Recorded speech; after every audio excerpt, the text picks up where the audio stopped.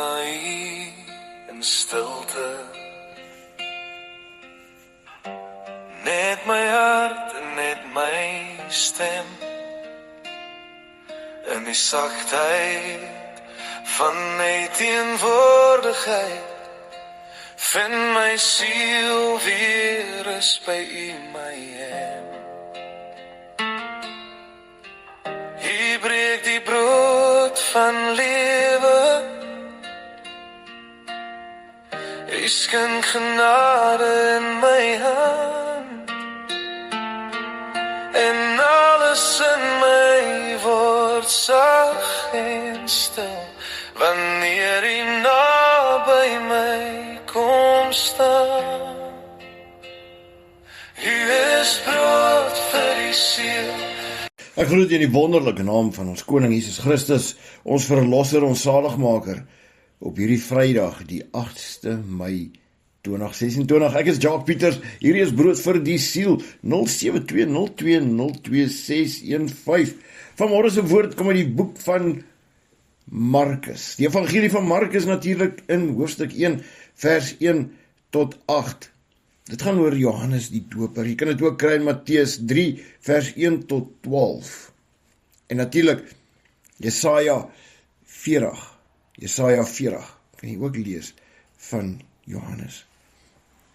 Die begin van die evangelie van Jesus Christus, die Seun van God, soos geskrywe is in die profete. Kyk, ek stuur my boodskapper voor U aangesig, wat U pad voor U uit sal regmaak. Hy moes die pad gereed gemaak, voordat Jesus kon begin met sy bediening. Wat moes hy doen? Jy sien, daar is so diep geestelike gebeurtenis wat hier plaasvind, dat as ons nie mooi oplet nie, dat ons dit mis sal kyk, en dat ons eintlik hierdie woord sal verloor. 'n kragtige boodskap, 'n boodskap wat ons moet laat besef dat Johannes het een werk gehad. Hy moes die mense gereed maak. Hy moes hulle skoon maak. Hy moes hulle reinig voordat Jesus met hulle kon werk.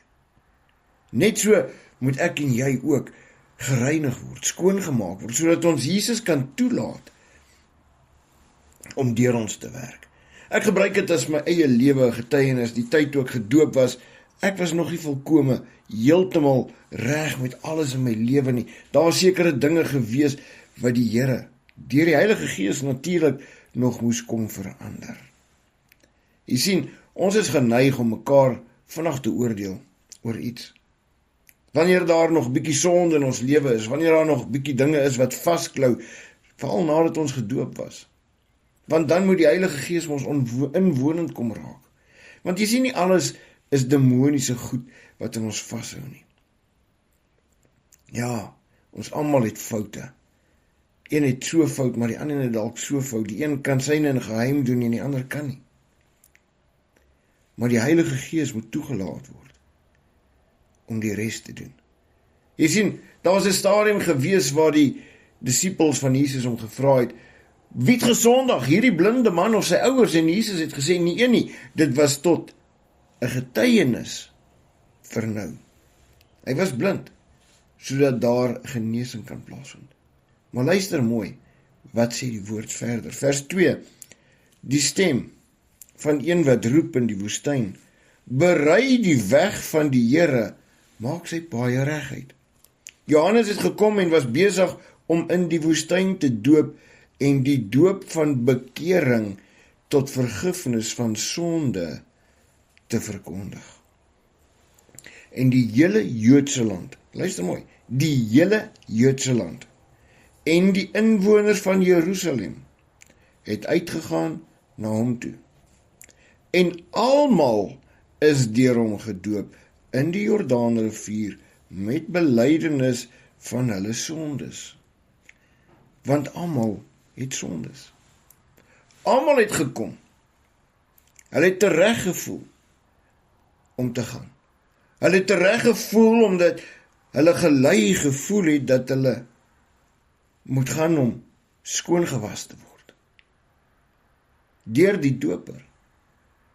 Want jy sien, Hulle kon nie anders as om die krag van die Here by hom te voel nie, want hier is 'n man wat in kameelhare langs die rivier woon en dinge doen wat net deur die krag van die Here kan gebeur.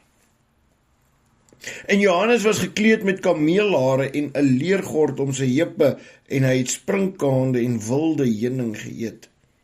En hy het gepreek en gesê, hy wat sterker is as ek, kom na my en ek is nie waardig om neer te buk en sy skoenriem los te maak nie. Ek het julle wel met water gedoop, maar hy sal julle doop met die Heilige Gees. Jy sien, daar's 'n groot gestryery altyd rondom hierdie gebeurtenis. Daar's woorde van mense wat sê dat die man wat langs Jesus gehang het aan die kruis was nie gedoop nie, maar hier sê die woord almal was gedoop. En ook dat ons moet in gedagte hou dat Jesus het nog nie gesterwe nie, so ons kon nog nie deur Jesus gedoop geword het nie. Geen mens kon deur Jesus gedoop geword het nie. Eers nadat hy dood is en opgestaan het, kan ons deur die bekering van sonde ook in die naam van Jesus gedoop word, sodat ons die Heilige Gees kan ontvang. Dis hoekom Johannes gesê het, hy sal ons doop met die Heilige Gees. Want alleenlik toe hy dood is en opgestaan het, was dit 'n teken dat ons die Heilige Gees kan ontvang. Want 40 dae later het hy vir sy disippels oor hulle geblaas, laat hulle die Heilige Gees kan ontvang. En 10 dae na dit was die 120 in die bo vertrek en hulle het die Heilige Gees ontvang. En daarna die mense wat hulle gaan doop het hulle gedoop in die naam van Jesus Christus ook. Nadat hulle wel gedoop was tot bekering van sonde. Jy sien, daarom in Matteus 28 lees ons dat ons moet gedoop word in die naam van die Vader, die Seun en die Heilige Gees.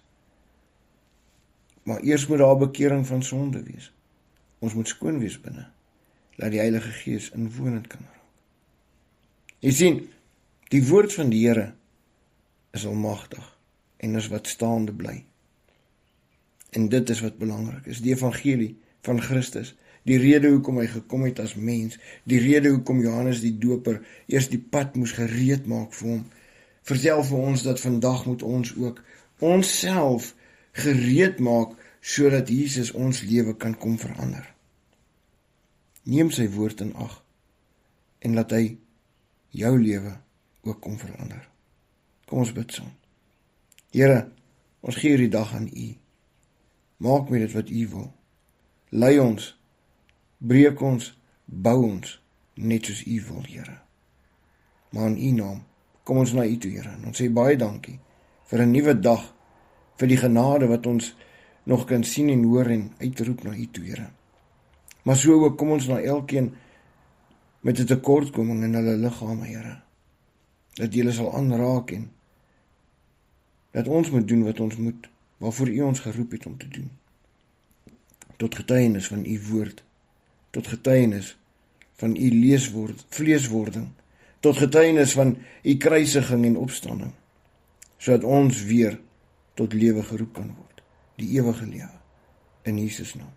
Amen. Onthou, lees self jou Bybel, lees homself, moenie luister wat die wêreld preek nie, moenie luister na valse leringe nie, wees op jou hoede, wees waaksaam, bekragtig jou met die woord van God, dit is jou swaard. Groete.